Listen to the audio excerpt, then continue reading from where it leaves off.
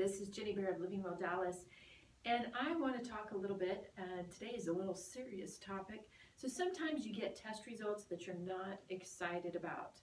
And this actually happened to me last week, so I thought this is relevant. I'm going to talk about it. And I know that it's relevant for a lot of people in my online Facebook audience and on YouTube, but also to the people that are seeking, integrative and functional medicine help. So sometimes you're just sitting right in the middle of what I call a shitstorm. And you don't always plan it. It just sort of happens, whether that be from your genetics, whether your lifestyle, too much stress. But sometimes you get a test result back that you're unhappy with. And that happened to me last week. And so I started thinking about how can I share the relevance of my experience when I know other people are experiencing this in their lives, how to kind of work through that shitstorm, what I call the SS squared, okay? So now you're faced with what to do next. Don't forget, you actually have choices. So I'm going to walk you through some of those choices. So one of your choices is you can stay in a state of denial. And that denial may be maybe this, the size of Rhode Island or maybe the size of Texas. Everybody's state of denial is a little bit different, and some people stay there longer than others. So yeah, you have choices. So state of denial, that's one choice. You can also have yourself a big arse pity party, and you can just keep on throwing the pity party, and or you can set a time limit to it. The other choice you have is to actually explore your feelings. So when you find out something from a test result, and you may have, moderate or high markers, or maybe you have a new syndrome or disease, who knows? It's time to explore your feelings and to really try to pinpoint what is coming up for me. And if you're having a hard time putting your feelings into words, I just encourage you to write words as they come up into maybe like a little journal or a little notebook. You can also look online for a feelings chart, and if you're in the area, I've got plenty in my office. That's something else you can do to really try to pinpoint what it is. I will have to say that when I found out my test results last week, I was mad. I was like, I'm doing so many things to get well and to stay well and to be well, and it's like, well, what I'm doing isn't enough. So I was frustrated. And so I was frustrated, I was pissed off. I was also like, after I thought about it for a while, I can handle this. I've done this before, I can do this again, I can handle this. So that was a thought, not a feeling. Explore your feelings and then make an action plan and move forward. So let's refresh. So when you're faced with something, you have a choice. Stay in a state of denial, have a big arse pity party for yourself, explore your feelings, and allow yourself to go through the stages of grief, because that does happen not only with, a lot of people associate the stages of grief with death, but actually it's also how you identify with some particular thing in your world. And then also make an action plan and move forward. So let's go back to denial. So denial is a natural coping mechanism that we all use to play it safe and to stay on safety ground. Now, I don't recommend that it's a place that you stay for a long period of time. So the thing is, once you have information and you have the truth, denial doesn't really work all that well. So what I want to encourage you to do is, if you get some sort of interesting lab marker or a syndrome, so for example, my markers were very high for what is called Sjogren's syndrome. Sjogren's syndrome, hello, let me get it out. And so what I did was I immediately got online.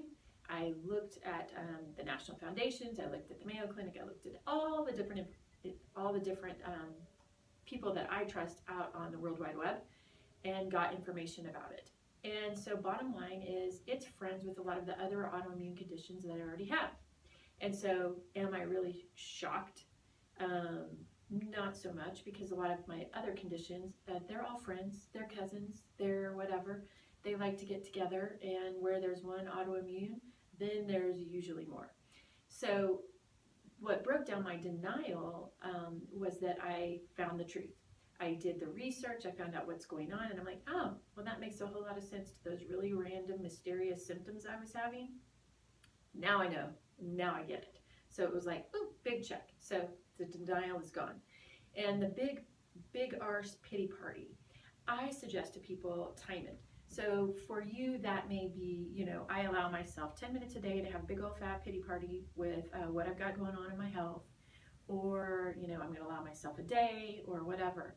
But you pick the time frame, allow yourself the pity party, explore your feelings, go through them, allow yourself to really feel them. Don't just stuff, because that's not necessarily healthy. Because when we stuff, things will come out sideways.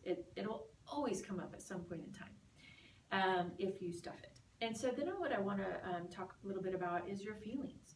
Actually pinpointing what those are, writing them down if you need to.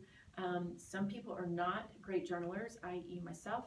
I'm a kinesthetic learner. I have to move to process information. So if I'm upset about something, I'm going to go walk. I'm going to go dance in my living room. I'm going to go, sometimes go sit outside in nature and just be one with nature and the birds and the sunshine and whatever. So everybody gets to that place differently. That's how it works for me. So those are just some ideas. So I want you to think about, if you've seen some of my videos, I also talk about the MEP cycle.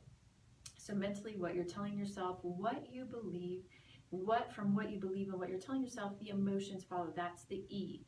And then the B is the behavior. How do you act it out? So what I want to encourage you to do is reframe your MEB cycle.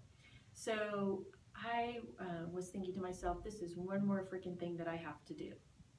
This is one more thing that I have to be diligent about. I'm never going to make it. I'm never going to get well. These were all of the little family of thoughts that I was telling myself. And so the feelings that came up were doubt, uncertainty, anger, irritation. There's probably more, but that was most of them. And then my behavior was, I did have a little pity party for about a day or two, and it was just mad. And then I got sad. I went through kind of all the stages of grief. But if I were to reframe it, my friend Betty Murray and business partner also said to me, listen, this is the first time you've tested for that marker.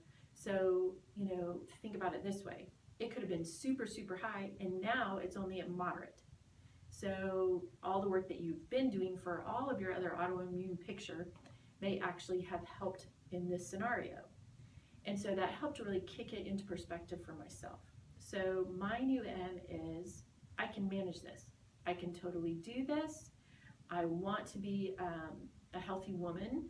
I want mobility. I want to live as long as possible and die fast. So these are some of the new M's that I'm trying to bathe my mind with. And hello, the easiest one is I can do it. Just like you can do it too, whatever your new MEP cycle is. And so then the next step is making a new action plan, right? And I think you will be more successful if you keep it simple. So you want to change 1 to 3 things that are either new or you're making tweaks to old things that you were doing.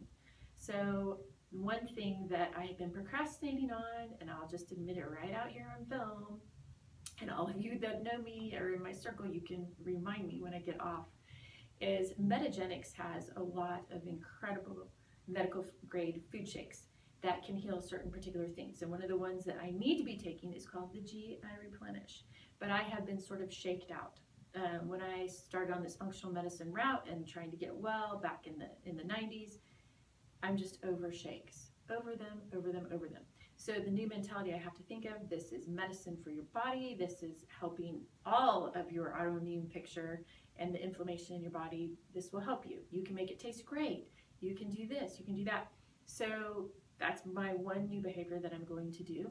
My second new behavior is I need to take a break. Normally when I get going on my day, I go until my head hits the pillow. So I need to learn to take breaks for myself, for my mental health, and to calm myself down. And because I'm kind of high energy, I need to settle it down in between the ear space. So maybe that's only 10 to 20 minutes a day. So that's my second thing that I'm going to do.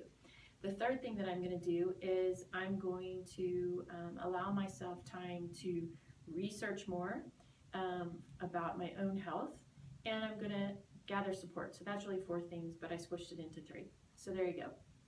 So if you need help navigating some sort of result or condition or syndrome or lab results that you're not too crazy about, don't forget that you have the functional medicine community at large. You can always look on the Institute for Functional Medicine website and find a provider that lives near you if you don't happen to live in Dallas. If you happen to live in the Dallas, Fort Worth area, I know lots of functional medicine providers that can help you. I also know lots of counselors and coaches that can help you. So we can help you right underneath our roof here at Living Well Dallas at www.livingwelldallas.com. I have a special interest in working with people one-on-one that are trying to change their health in a more natural way and that are passionate about actually changing and doing that. So if you're not ready to work on it, I'm probably not the best person for you, but if you're really ready to deal with your feelings and take action, I might be your girl. And I also work with people by phone and in person. So I'd love to coach with you if you feel that there could be some synergy there and that I could help you move forward in your path. So also, think about nationally.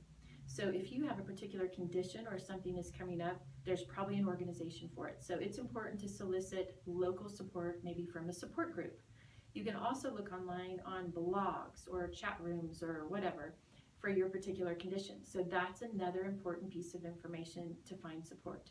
And I think it's important, you need to have one champion in your life, whether that person be in your household or in your work environment or in your religious affiliation or wherever. You just need one champion to check in on you and make sure that you're doing all right with all of the new changes that you're trying to embrace emotionally, behaviorally, physically, financially, because there is a cost in some way of energy, money, time to be a healthier person. So I hope some of these things have helped you process through and given you some ideas for how to create an action plan if you've found out that maybe you have something that you're really not so excited about having, but you have it, and now you need to move forward with it. So hopefully some of this was helpful. Have a wonderful day. Again, if you want to get in touch with me or find some resources in your area, happy to help at 972-930-0260. Have a great day. Bye-bye.